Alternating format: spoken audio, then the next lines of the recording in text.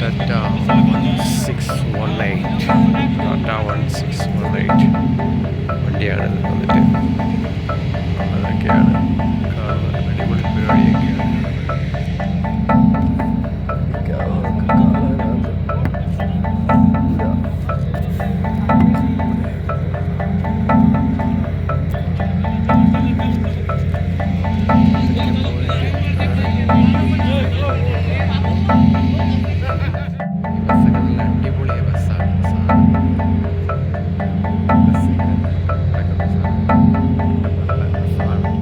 ബസ്സാണ്, അടിപൊളി ബസ്സാണ്.